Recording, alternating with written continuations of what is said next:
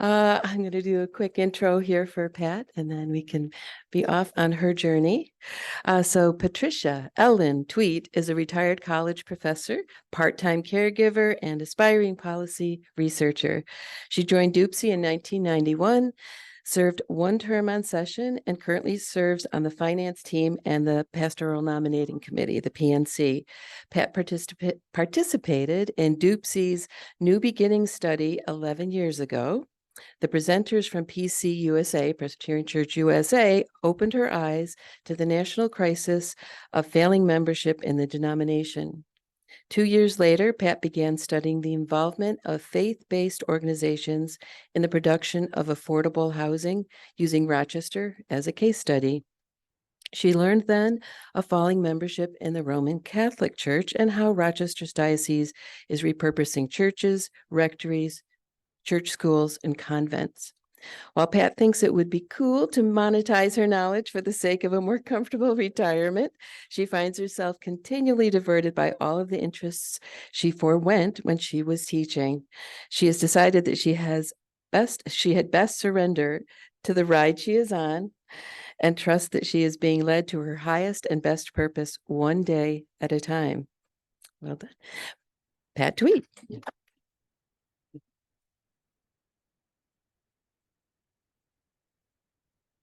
I would first like to thank Dr. Wright, who just left, for honoring me and my family by accompanying me on my mother's piano.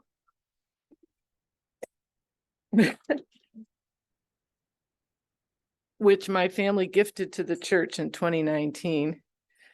So I did put some Kleenex up here because I'm a crier. So good morning, church family. Thank you for inviting me to share my spiritual journey with you. I'm a little concerned that after you hear my story, you will unnominate me from the pastor nominating committee. When you learn how unfamiliar I am with the Bible, you will decide that I am not qualified to choose candidates for interviewing, let alone present one to the congregation as our potential pastor. Fortunately, I am serving with 4 other eminently qualified members on the committee. Perhaps my presence is refreshing to them because I provide a distinctly neophitical perspective. By the way, the dictionary does not recognize neophitical as an adjective, only neophyte the noun. So we are all witnesses today to a neologism. We might want to close that door because there's some giggling children out there. So this is actually my second attempt at describing my spiritual journey. Back in January of this year, I looked around the congregation and recalled whose journeys I had already heard and realized that I was likely to be asked sometime in the near future. So like the former college professor I am, I prepared not 1, but 2 PowerPoints, parts 1 and 2.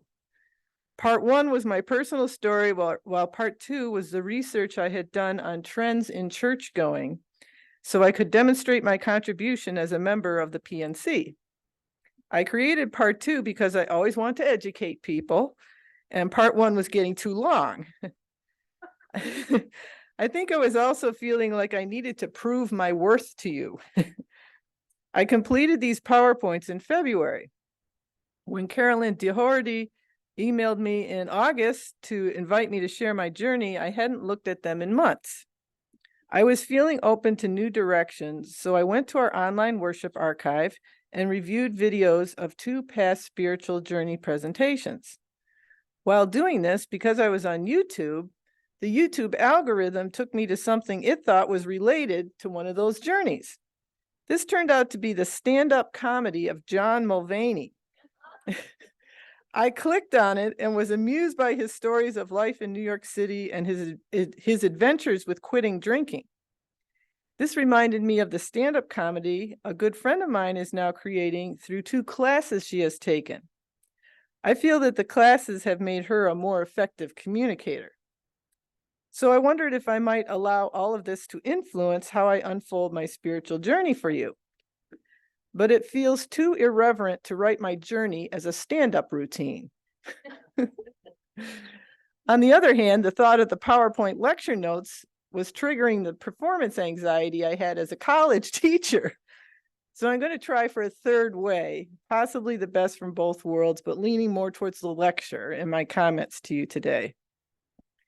The easiest way for me to tell you about my journey is to divide it into 4 periods: childhood, young adulthood, middle age, and maturity. The 4th phase began this past March when I turned 61. I am anticipating a 5th stage, older adulthood, which should begin about 30 years from now. My father is 96, and my mother and her mother also lived far into their 90s, so this may be realistic. I would also characterize my journey as having been gentle, gradual, and ongoing.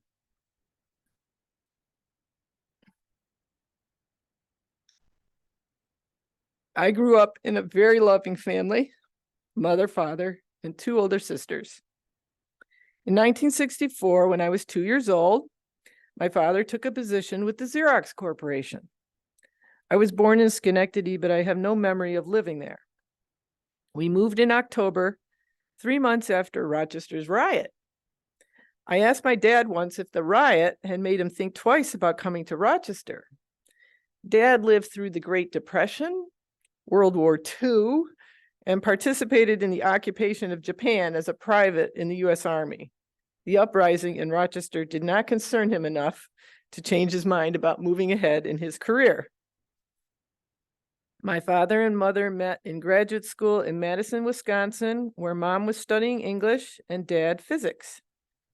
Mom completed her master's degree and dad his PhD, whereupon they got married in 1950 and moved to Schenectady, where dad worked as a research scientist in the General Electric Research Laboratory. My oldest sister was born in 1955, my middle sister in 1956, and I came along in 1962. Mom and dad were both from Grand Forks, North Dakota, where most of the residents were Lutheran. In Schenectady, mom and dad were attracted to the Dutch Reformed Church, where they were active members. The 3 of us children were baptized. When the family moved to Rochester, there was the usual question of where to go to church. Dad told me that mom had an unfortunate experience at a church on East Avenue, of which I have no knowledge. My memories of church begin with a different large church on East Avenue, which we commuted to, first from Highland Avenue, where we had a house, and then from Brighton on the edge of Penfield, where we moved when I was 6 years old.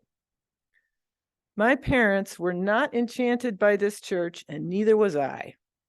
When I sat in their sanctuary, the pulpit was elevated above the congregation like the bow of a ship. I felt like the minister was shouting when he delivered his sermon and literally looking down on us. I also didn't enjoy wearing my Sunday best, which in those days was dresses for girls. I was a tomboy. We became church on Easter people. Looking back, I am grateful to my parents. I think if I had been attending church in those days, I would have been indoctrinated into heteronormativity. I was already getting that in public school. I think it would have ruined God for me if that had doubled down on me every Sunday. We had customs in our house to unite us and comfort us that involved prayer. We said grace before we sat down to our family dinner every night. Grace was simple. God is good. God is great. Let us thank him for our food. Amen. When mom put me to bed, I would fold my hands and recite, "Now I lay me down to sleep. I pray the Lord my soul to keep. Guide me through the starry night. Wake me with the morning light. Amen." My dad kept a print of the Desiderata on the wall of his home office, which is not scripture, but it's, you probably know what it is. A print of a painting of Mary Magdalene hung on another wall in our house. We listened to Handel's Messiah at Christmas, and Dad has long had a special love for Bach's B minor Mass. Mom's favorite composer was J.S. Bach, who wrote mostly sacred music. So during my childhood, I had a very nice relationship with God and with Jesus. Christmas was a special time in our house. My mom was a pianist and vocalist. Singing Christmas carols with her was beautiful and moving. As soon as I could read, I practiced the carols we would sing on Christmas Eve. I remember the songbooks were illustrated with gentle pictures of Mary, Joseph, Jesus, angels, shepherds, and the wise men. Christmas Day, Dad would read the Christmas story from Luke. It was clear he had great respect for it. Gathering around to hear him read was another joy of Christmas. Although as a young child, I was most excited by the Christmas tree, house decorations, presents, and special cookies we made together. I'm sorry I'm so tearful, but my mom passed in 1920, and my dad is 96, so it's all very top of my heart. These are her pearls. Well, cloisonné beads. Beautiful. So as a child, I started to wonder about God. I remember being alone in my bedroom one day in our house. I was 8 or 10 years old. The rest of the family was elsewhere. The door was closed. I said to myself, I wonder what might happen if I pray. I wonder if God will speak to me. So for the first time, standing up instead of lying in bed or sitting at the table, I tried speaking to God. I don't remember what I said. I do remember standing there waiting to hear something. There were no words or bright lights, but I do remember noticing a special kind of silence, a timelessness, and a patient, peaceful feeling. It was as if God was saying, "You called? Do you have more you would like to say to me?" It got me to thinking about how God might not always be the vocal, dominating authority figure in the Bible, instructing people about how to live. The only Bible reading in our house was the Christmas story in Luke, but I was an avid reader of many other books and magazines. I had encountered plenty of pictures of God as an old white man in a beard, looking commanding and stern. Mom, on the other hand, kept a small statue of a seated man surrounded by birds on her desk. Only later in life did I figure out this must have been a statue of St. Francis of Assisi. Another magical, I'm going to cry on this one too. Another magical moment I remember was the morning Mom came to my bedroom door as I was getting ready for school. I'll be all right. So I was getting ready for school. Mom came to the bedroom door. She stood there and she said, "The Vietnam War is over." That's all she said. I feel like that was the day I discovered that there is a world beyond my life of school, family, and friends. My mom cared about that world, so I wanted to too. All right, I'm good. Okay. So my grandfather's second wife, whom I visited in Grand Forks every couple of years, sent our family a subscription to Guideposts. In those days, it was a pretty tame publication. I enjoyed reading the stories of people living through daily challenges. I don't think anyone else in the family read it. Our family subscribed to a number of magazines such as National Geographic and The New Yorker. Dad was an avid reader of Science, Scientific American, and Business Week. It didn't really register with me that Guideposts was a religious publication. Recently in the mail, I received a copy of a daily reader that they are now promoting. I found it disappointing, so I don't subscribe to it. From my nurturing childhood, I trooped off to public school, as did all the children in my neighborhood. I did not like the regimentation in school. You have your desk and a row of desks. We study these subjects, but only when the teacher says it's time and in this order. Every other year, I had a teacher who took a liking to me, and her smiles would get me through the days. I had to ride a bus to get to high school. I did not enjoy those years. The bus was loud in the morning. I was blessed with a seatmate who was kind to me. We are friends to this day. My parents valued education, so first my sisters left home for college, and then it was my turn. I was accepted at Oberlin College, and after a year and a half there, I started attending the University of California at Berkeley. While at Oberlin, we had winter term projects, month-long self-directed study. For my first winter term project, I wrote a paper exploring the differences between the four Gospels. The college had a chapel, but I was busy with other college activities and I wasn't interested in attending. While living in California, I spent some time attending a small community church. I felt welcomed until I had a conversation one day with a church member. I was 22 years old. I had come out as a lesbian at age 20. I told the congregant I was gay. She paused and then said, "We are all sinners in some way or other."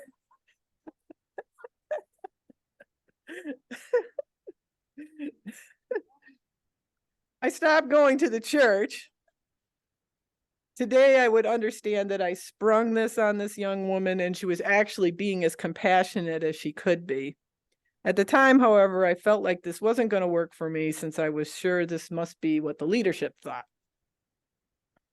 So young adulthood, I moved back to Rochester in 1989 with a master's degree in sociology from Berkeley. I took a job with a radio station as a market researcher. In 1990, I tried services at the Metropolitan Community Church, which is a Christian church for LGBTQ people. It was a small congregation meeting in a rented office space. They brought in objects to make it feel like a church, but it was a small space and a small group of people. I didn't feel attached to it the way I wanted to be. Then a friend told me about Downtown United Presbyterian Church. I started attending, and a lesbian member sponsored me and my partner. We joined the church in 1991. I remember responding to the questions, and while I wasn't confident about my relationship with Jesus, I liked the congregation, the pastors, and the building. I thought it was likely that I would believe more if I continued attending. No sooner did I join the church, but my life became busy. I left the radio station and started teaching sociology as an adjunct instructor, first at MCC, then at Nazareth College and SUNY Brockport. I joined a karate dojo. I started commuting to Buffalo to earn my sociology PhD, all the while continuing to teach at MCC and Brockport. My partner introduced me to a women's spirituality group called Circle, which stands for Community of Individuals Reimagining and Celebrating Life on Earth. This group was founded by a transpersonal psychologist who had become interested in Native American spiritual principles. In 1998, my partner's two nieces came to live with us. When one of the two leaders of their Girl Scout troop quit, I became the co-leader. I wish I could say I gracefully and successfully incorporated all of this activity into my life. In fact, I became overwhelmed and increasingly unsure of myself. I needed to reduce my commitments, and sadly, Sunday worship attendance was one I felt I could let go. Even so, within 10 years of my joining the church, things started to unravel for me. I received my degree, but my relationship ended. I had to move. In 2003, I took a one-year teaching position in Nevada to help me with these transitions. When I returned to Rochester, I finally advanced from adjunct to visiting professor status, which increased my income. But then the 2008 financial crisis reversed this income gain. A new relationship and continuing with karate and Circle cushioned the blow. Then in 2012, on my 50th birthday, I was finally accepted into my first ever tenure track job. Woo! So in middle age, all of these experiences took my spiritual life to a new level. In middle age, I consolidated all that I had learned in young adulthood. An important catalyst to this was the writing workshop that Reverend Dr. Pat Youngdahl led at Colgate Divinity School. I had just returned from my Nevada adventure and I saw the announcement for it in Celebration, which in 2004 was still being sent by mail. At the workshops, I renewed acquaintance with DUPSI members. With my previous relationship over and a new one beginning, I was feeling open to growing my emotional life. The loving members of DUPSI who embraced me at the weekly workshop meetings reminded me of all the joy I had experienced attending worship, first in Celebration 2 and then in the sanctuary. I returned to regular attendance and have been mostly consistent ever since. Not perfect. I served on session for one term and I joined the finance committee where I still serve. On January 10th, 2016, a marriage license was issued by the city of Rochester, New York. My beloved partner and I were married by Reverend Pat Youngdahl in her office with my friends and family in attendance. So now we're at maturity. Possibly. To bring you up to the moment, in May of 2020, my tenure track appointment concluded, but without the desired result. At first, I was disappointed, but by then, my mother had been admitted to the Friendly Home, and my father was moving into Linden Knoll next door. My mother passed in November of 2020. Because of COVID-19, I could only visit her remotely. But thanks to an Echo show set up by my sister in my mother's room, we could video chat with her daily. I am so grateful I could give her my undivided attention for 6 months. About this time, my father stopped driving after developing a bad hip. He had a successful replacement in January of 2022, followed by a long period of physical therapy. Although we brought in a home health care aide to help him in the mornings, Dad has been needing me to drive him to doctor's appointments, to do his grocery shopping, and for dinner preparation 3 nights a week. Currently, I am his paid part-time caregiver while I prepare for an anticipated part-time career in policy research. Dad wanted to be here this morning, but if you think 9:45 is early in the morning, imagine how that feels for Dad. He is looking forward to watching this video when it is available on our website. At DUPSI, I am on the finance team and the PNC. So about my practice.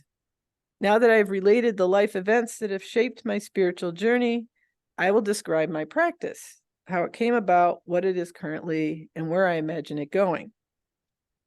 Having been raised by parents with graduate degrees in English and physics, and having had an academic career, my relationship with the Bible has mostly been skeptical and remote. I am always reading, including inspirational books, but rarely do I read much of the Bible. I have long questioned the recording and elevation of stories that have such abundant and variable translations. I haven't read the Bible in its entirety. I have read more of it recently thanks to my participation in our online Psalm study group, which was launched during the pandemic. My greatest intimacy with scripture is through the 23rd Psalm, but I can't recite it. A few years ago, we had an exchange of favorite Bible passages on eConnect. I was so impressed with the beautiful and lengthy selections shared by members. I could imagine how these anchored their daily living and how it might benefit me to develop such a commitment for myself. I haven't yet, although I sometimes will read Ozzie Salyard's, which is Ephesians chapter 3, verses 14 to 21, as he was a particular role model for me. I love the music in our hymnal and all of the other music shared with us by Dr. Lee Wright. In times of stress, I recall the words from these pieces and I will listen to renditions of them on YouTube. I have already mentioned a lifetime of singing Christmas carols. I have walked into our sanctuary in a somber mood and to my surprise, felt a surge of joy brought about by the music that completely changed my attitude for the day and longer. I try to start and end my day with prayer. During the day, I don't have to summon up the effort as I find myself praying spontaneously because it is my go-to in moments of uncertainty or suffering. I have even prayed to calm down when I feel that my elation could make me reckless. I tend not to trust myself alone with my emotions. I believe prayer elevates my thought life, so I try to remember to use it. I have improved my skills in different areas of life through practice, so I do my best to meditate twice daily on inspirational literature and proceed from there to prayer. I have journaled in the past as a means of sorting out thoughts and emotions. Currently, I try to imbue anything I am writing with uplifting content. Since 2019, I've met with a psychotherapist monthly to get some clarity about what I'm doing, why, and what I could be doing that would be healthier. Lately, I have moved into a leadership role at Circle, my women's spirituality group. I now select, develop, and lead programs twice monthly. Having been content to have been taught by others for nearly 30 years, this has kickstarted a whole new level of understanding of how to think about and facilitate spiritual exploration within a group. My expectation is to continue these activities since they keep me on an even keel and hopeful about the future. To sum up, and in preparation for your questions, I would say this about my spiritual journey. I'm grateful for my 32 years of membership at Downtown Church, more than half of my life. At DUPC, I've been provided with support and gentle guidance for personal exploration and for service both within the church and in the community. Being rooted in our beloved community has enabled me to change and grow. I would not be who I am today without the church. And by the church, I mean the people who come to these buildings and imagine new ways to serve the congregation and the community. I am proud of DUPC's legacy of social justice seeking, and I hope to contribute to it now and into the future.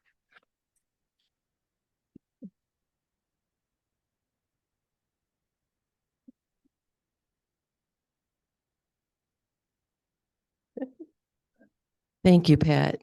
That was really moving. Questions? And yep, just raise your hand. I was curious about the pieces that you chose for us today. What were they and why you chose them? Oh, well, they're my favorites. Come down, love, oh divine. Be thou my vision, and let tongues and something employ. Talents and tongues employ. Yeah. The good old hymns. I love them. I like the ending one, just very jaunty. Jaunty, very isn't nice. it? I mean, we played that at the PNC party for the MIF, the Minister Information Forum. You might remember.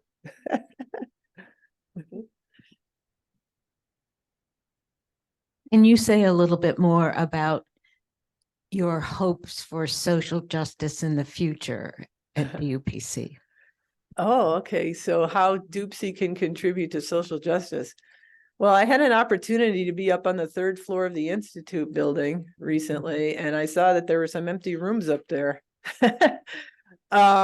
There's any number of ministries that could, I mean, we have a kitchen.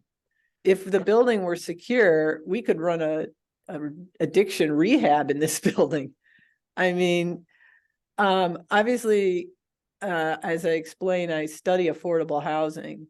There are churches in this area that are being converted into affordable housing. I would rather that not be ours, but I would do it, anything that our church can do to confront homelessness and not just homelessness, the unscrupulous landlords in this city. That some of them live out of town, but some of them are local.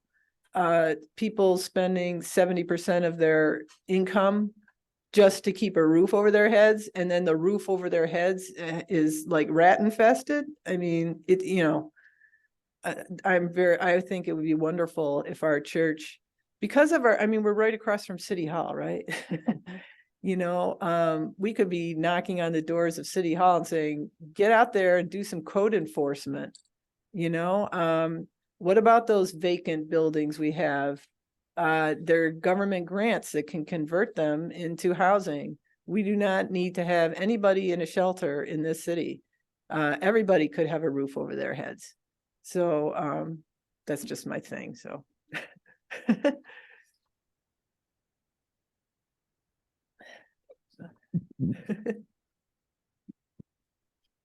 This is going to be sort of an unfair question, but I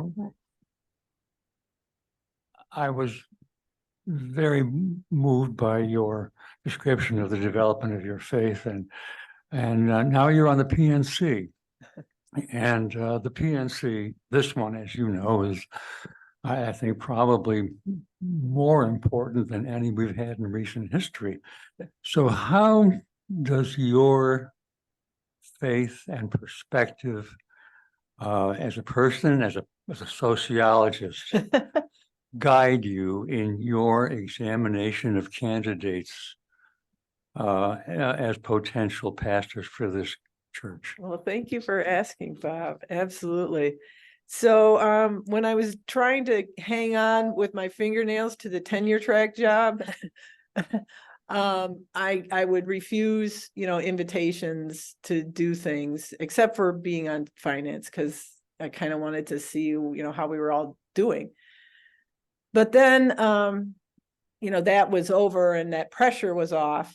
So I had more time. And, to be honest, I know that our congregation has shrunk, since I joined in 91 and since we merged in 75.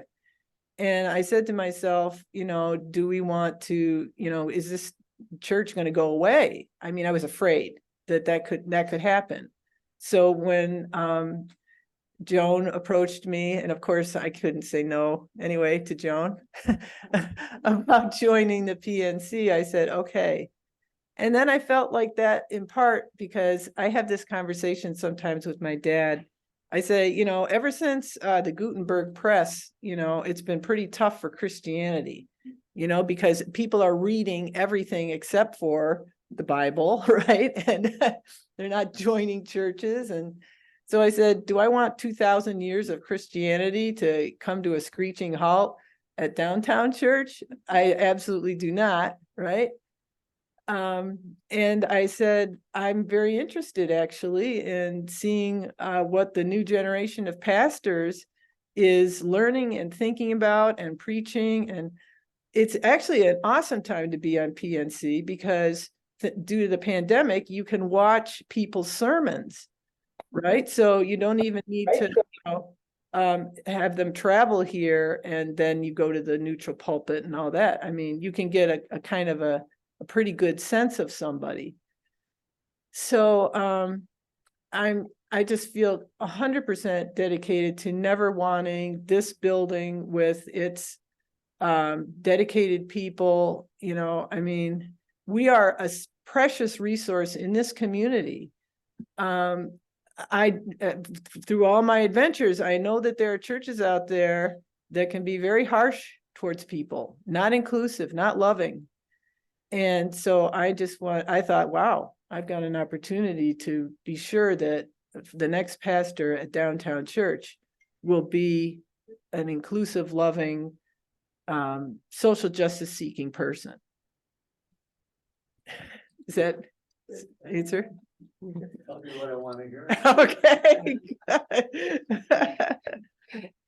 Since Pat's being modest, I'm also on the PNC. I just want to add that she's definitely our researcher on the PNC. Whenever there's some background information that would be helpful, Pat's usually the one who jumps and goes to find it, and who also who reminds us of the sociological picture as we talk about possibilities of mission and whatever else. Yes, she has definitely brought her experience and wisdom and curiosity to the PNC, and we're really grateful to have her with us. Thank you, Mary. Yeah, she's not mentioning the folder on Google Drive that has all these academic articles about church membership. and Mary always sends me a nice email. Thank you for uploading that, Pat, you know. And we have more questions here. I did just want to say that we have some folks on Zoom. So Zoom, if you okay. have any questions, you can raise your hand and I'll bring the mic to the laptop so you can ask your question. And Marie said, how wonderful of your presentation. Oh, On with more thank you, questions. Marie. Hi, I'm Kim, and I am Pat's one of her best friends. Thanks. I want to know, what is your personal opinion on what the Pope said this week about possibly giving communion and baptisms to children of gay couples and transgenders, but as long as they devote their life to the Catholic Church? Oops. Huh. That's a very interesting policy that he's proposing, because I guess, is that part of just being a normal Catholic, that the children have to pledge eternal allegiance and Well, kind of, but this is like putting stipulations on your acceptance. And although the gay parents wouldn't be really involved, the children get to be a Catholic. You see what Yeah. I mean? I wasn't aware of this. I can say that, you know, when you click on something, then you get it in your feed all the time, right? So I clicked on something and now I'm hearing about the Methodists all the time. And they have gone through a huge split, and Yeah. it's terribly destructive. And this new global Methodist conservative church that they're creating, no room for gays there. So, you know, these are perilous times. And but so The so Pope also removed a priest this week from in Texas, yes, yeah. for being too conservative. Yeah, a bishop, excuse me. Huh. So he's trying, but Too conservative? did you- too conservative, yes. Oh, Yeah. well, And we have one right here in Rochester. yeah. The bishop here is too conservative and he's changed some things. He is pretty conservative. Yeah. Yeah. Yeah. Yeah. But he's driving people away where your church is trying to gather them up. That's for sure. Absolutely.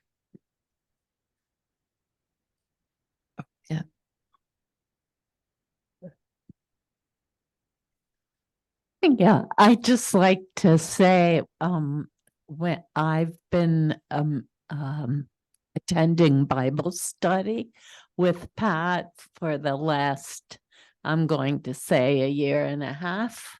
And as the most ignorant member of Bible study, I want to say Pat says she does. She's also kind of not there yet, but I think she does an amazing job of kind of stimulating our conversations and adding her knowledge of the Bible.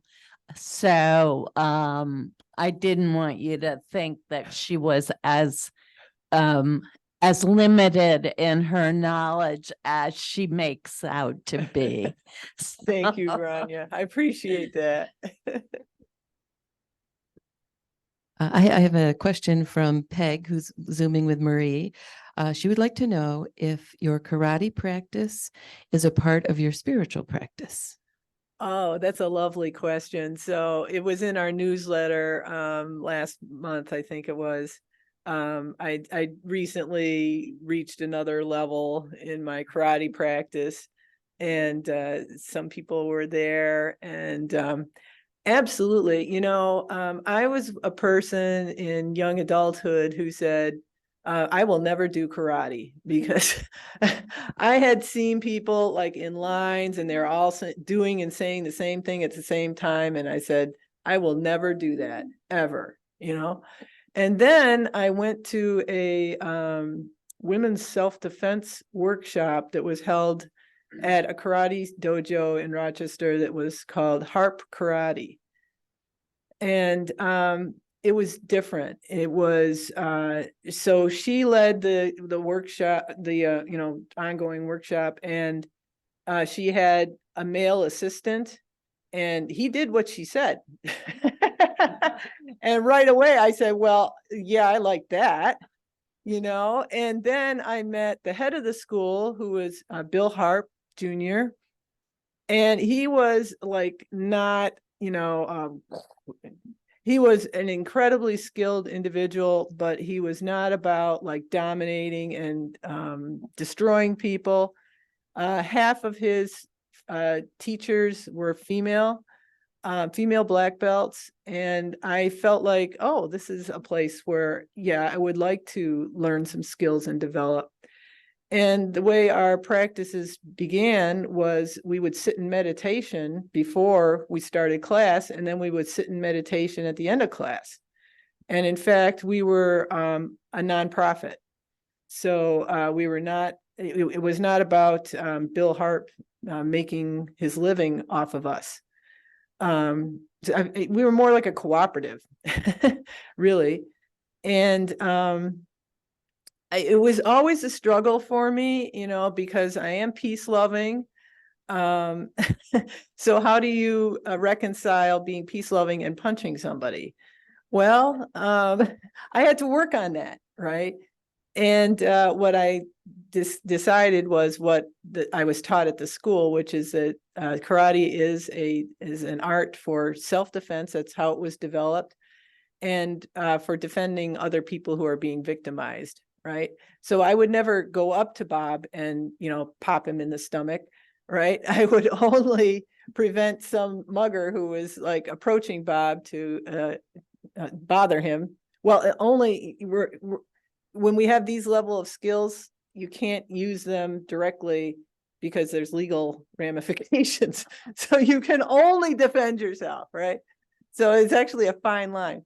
But it's also taught me just to be smart, not to go down dark alleys, right? But I feel safer as a woman, right? When I go places. So it's part spiritual, it's part practical, it's part it's a fitness activity, and it's a friendship thing. Some of the people I met 30 years ago at Harp Karate, he actually passed away in 2016, but I still practice with them, even though we're in our 60s, right? Which is pretty cool, so yeah, I would say it also calms me down a whole lot. And I used to teach the kids class. And if a kid was being like difficult or obstreperous, I'd just say, okay, 30 push-ups, that'll take the starch out of you, and it would, right? And then they'd calm down and then we'd go on, right? So, yeah, I actually advocate for, but again, you have to kind of do a meditation for yourself pretty regularly on this is for health purposes and defense, and not, because I'm a huge opponent of mixed martial arts. I think that's a terrible innovation, and so did Bill Harp, right? These people slugging each other in the cages, just not, and injuring one another. That's not the purpose and spirit of true martial arts, in my opinion. I have two questions. One is, could you elaborate a little bit on the Circle organization and what you do for that? And then second question, and what that involves. And second question is, how wonderful was it for you that your sister is here? Absolutely. It's very wonderful to have my dear sister here, my sister Karen. I'm the biggest fan. Being born into a family with two older sisters is like having four parents. She took care of me, and so did my other sister, who is in Nevada and approved of this document. So yeah. So your first question was Circle, the Circle, organization and your yeah, role and Circle. such. Oh, wow. I have a friend from Circle who's here. Joanne has come. And Kim and Ellie have also been to Circle. Yeah. So it's also a meditative organization, and it does talk about, we have to be careful when we say Native American spirituality, because we don't want to imply that we are like appropriating Native American practices or principles. But we definitely are honoring and respecting Native spirituality. But also, like, it's kind of Unitarian, right? I mean, we talk about Buddhist principles, right? We have a special gathering place that's dedicated to the purpose, so it's kind of like a sanctuary. It is the creation of, as I said, a transpersonal psychologist. And she's just dedicated to building community. So that's why it's called Individuals Reimagining and Celebrating Life on Earth. So it's bringing individuals together into community. And it's a very accepting place. It's for men and women and children. And are we out of time, maybe? No, not yet. but Oh, a okay. few more All minutes. right. Okay. So it's a place of exploration and reflection, just experimentation with, what kinds of practices enhance our ability to meditate and pray, right? We sing, we dance, we have a drum, we do, all of these, we just, like I said, it's a place where you come in and you say, what's going to help me grow? What's going to, and how can I share this with other people, right? What can I send out into the world, the universe, right? In terms of positive healing energy, as opposed to, we're not there to plan our next conquest of society, right? So I think it's another incredible resource that we have here in Rochester.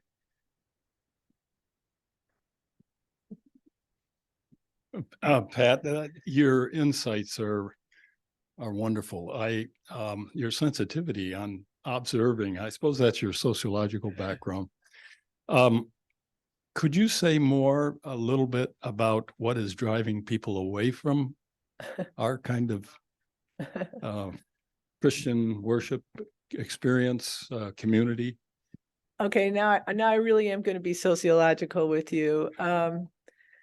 Think about young people today.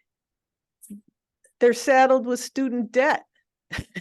They look at a church and they say, oh, they're going to want me to pledge, right? They're living a very fast-paced life. They're all in their, mobile devices, right? I think that it's not that they are driven away so much as they think it's not, as you have pointed out, they don't think it's relevant, right? They can't imagine that a place with a cross on the top is going to serve them or understand them. And I'm going to be, 100% real with you and honest. When I was in my early adulthood, I had just joined the church, and all of a sudden I was a foster mother. I would come to our church, and I would love the, peace and the order, right? Decently and in order. But there wasn't like a young adult group for me that had like foster mothers in it, So I wish now that had not been the thing that I deep sixed because of, my overcommitment. But that's something I think that we're going to need to do, especially as we move forward, is I think the word is radically inclusive. It's just we need to make more room for people who don't look middle class. Right? My sojourn in the middle class was brief. Growing up, right? And then when I had the good job, but not there now. But you guys embrace me, and you've embraced many others who don't, fit the Sunday best model, right? I think we just need to keep working on that, because less and less do people have these really stable, traditional, settled, secure lives. It's not there. Unions, no more unions, right? Job security. And we happen to live in a city that has seen catastrophic corporate downsizing, right? I mean, a city this size to lose tens of thousands of jobs at Kodak and Xerox and Bausch and Lomb, we're reacting to that. We're reeling from that, right? But as I say to finance and to PNC, what's right around the corner from Hochstein? New townhouses, young people, right? Do they need a place to meditate and develop their spirituality and, low pressure, not, you gotta pledge forever, right? But just, open the doors. We can do that. And we will need to do that, I think. Pat, thank you so much. This was wonderful, wonderful, wonderful. You do have a comedic elbow in there. You have a very comedic sense to yours. So that was Thank wonderful you. and very touching and moving. Thank you for all of your sharing All today. right. Let's give her a hand of applause and stay tuned for more Sunday Forum. Okay.